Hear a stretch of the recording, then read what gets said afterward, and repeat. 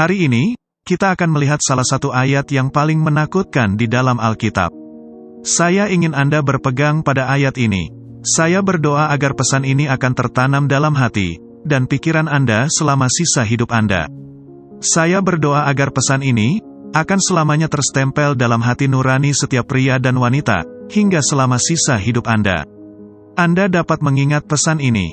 Saya berdoa agar setiap kali Anda tergoda dengan dosa, khotbah ini akan muncul di benak Anda. Saya berdoa agar Anda disadarkan oleh pesan ini, dan bahwa perspektif Anda tentang dosa akan dibangun dan dibentuk oleh pesan ini. Bagian ayat yang saya maksudkan, akan diungkapkan nanti dalam pesan ini. Tetapi pertama-tama, saya perlu memperkenalkan topik hari ini, yaitu tentang dosa. Alkitab memperingatkan kita berulang kali terhadap dosa dan neraka. Oleh karena itu, ini adalah tugas seorang pendeta atau pastor dan tanggung jawabnya untuk berkhotbah tentang neraka dan dosa. Alkitab adalah Alkitab yang penuh dengan peringatan terhadap dosa. Kolose 3 ayat 5, karena itu matikanlah dalam dirimu segala sesuatu yang duniawi, yaitu percabulan, kenajisan, hawa nafsu, nafsu jahat dan juga keserakahan, yang sama dengan penyembahan berhala. 1 Korintus 6 ayat 18. Jauhkanlah dirimu dari percabulan. Setiap dosa lain yang dilakukan manusia, terjadi di luar dirinya. Tetapi orang yang melakukan percabulan, berdosa terhadap dirinya sendiri. 1 Yohanes 3 ayat 4-6. Setiap orang yang berbuat dosa, melanggar juga hukum Allah, sebab dosa ialah pelanggaran hukum Allah. Dan kamu tahu, bahwa ia telah menyatakan dirinya, supaya ia menghapus segala dosa, dan di dalam dia tidak ada dosa. Karena itu, setiap orang yang tetap berada di dalam dia, tidak berbuat dosa lagi. Setiap orang yang tetap berbuat dosa, tidak melihat dan tidak mengenal dia. Berkali-kali kita diperingatkan terhadap dosa. Berkali-kali, kita diberitahu untuk tidak melangkah dalam dosa. Tetapi sejenak, mari kita lihat dosa zina.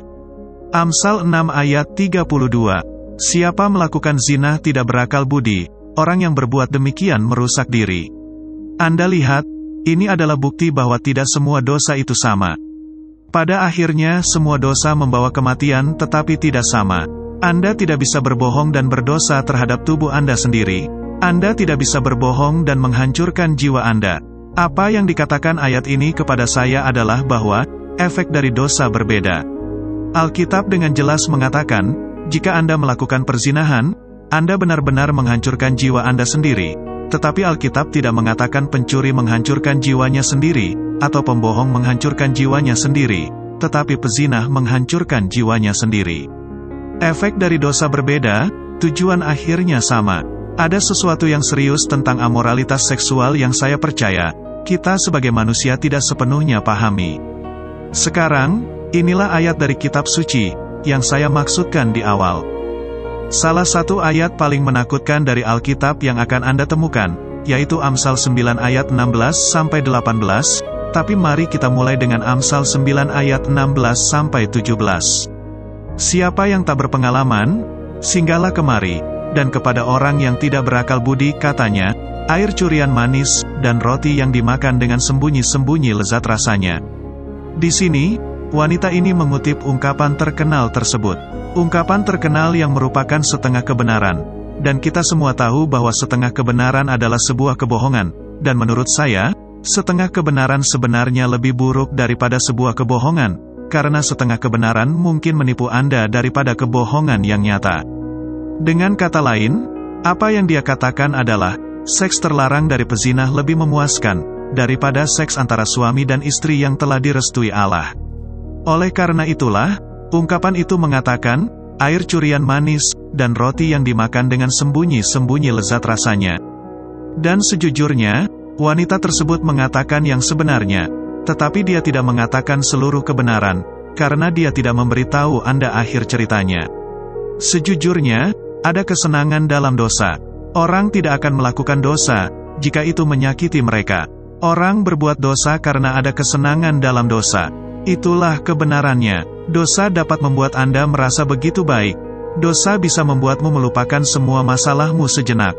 Ada kenikmatan dalam dosa untuk jangka waktu tertentu, dan kesenangan dan dosa itulah yang dia bicarakan.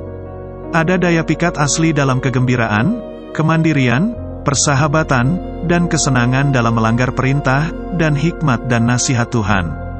Dosa memiliki kesenangannya selama satu musim. Perhatikan baik-baik Amsal 9 ayat 16-17.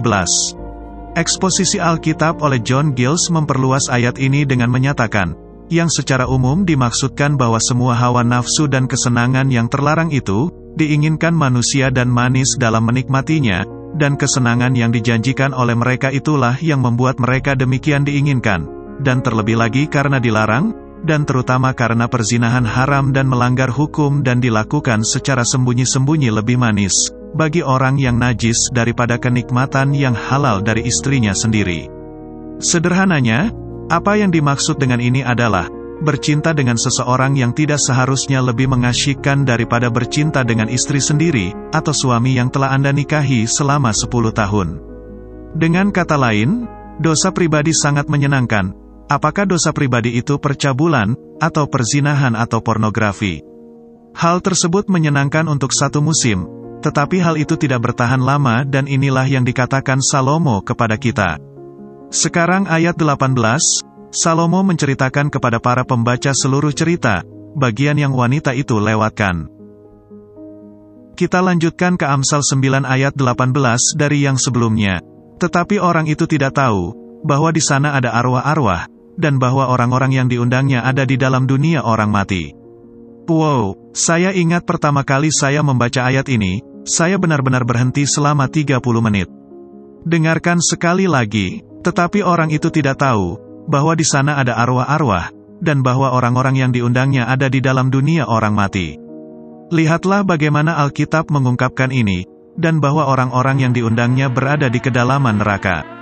Orang-orang tersebut tidak hanya dalam perjalanan ke kedalaman neraka, mereka juga berada di ambangnya. Mereka berada di tengah-tengahnya.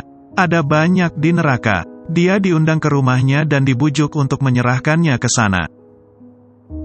Sekarang saya meminta Anda hari ini, apakah Anda memiliki dosa rahasia yang Anda sembunyikan, yang tidak ada yang tahu selain kamu? Salah satu yang telah Anda pelihara secara diam-diam selama bertahun-tahun. Dosa mungkin terasa menyenangkan, atau mendatangkan kesenangan, tetapi Anda akan menerima akibatnya.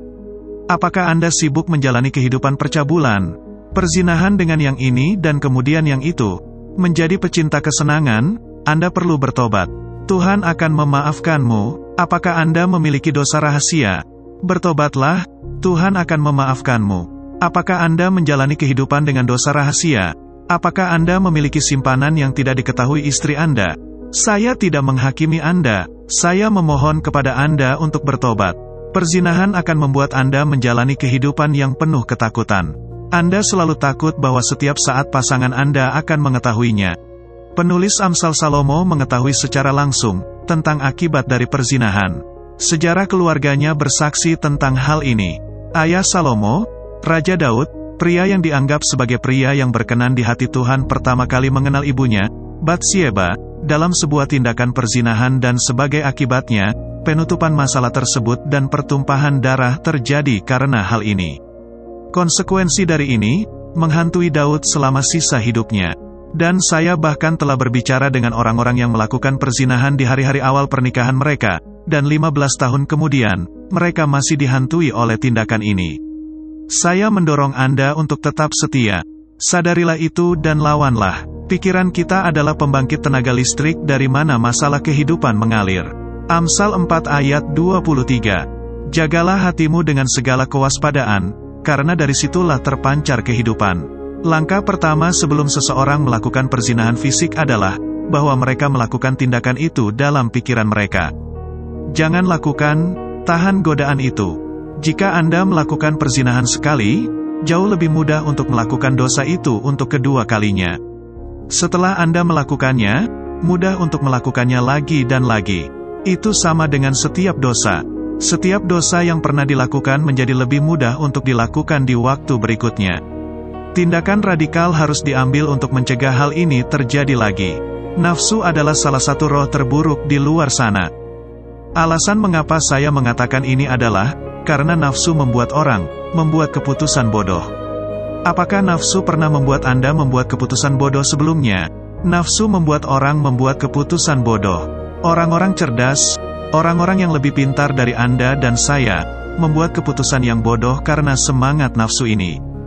Dalam cengkeraman nafsu dan godaan, mereka yang melakukan perzinahan sering tidak mempertimbangkan betapa merusaknya, atau mereka tahu risikonya tetapi menganggap kesenangan itu sepadan dengan pertaruhan itu. Kenikmatan 20 menit tidak sebanding dengan penderitaan seumur hidup. Kenikmatan dosa secara harfiah, hanya berlangsung untuk jangka waktu tertentu, tetapi hal itu mengarah pada kesedihan seumur hidup dan konsekuensi yang menyakitkan. Izinkan ayat kitab suci ini menjadi peringatan bagi Anda. Karena bagi saya, itu benar-benar salah satu ayat yang paling menakutkan yang pernah saya baca. Karena hal itu benar-benar menggambarkan sifat dosa yang menipu, bagaimana dosa dapat membuat Anda merasa baik dan hebat, tetapi sementara itu menghancurkan Anda.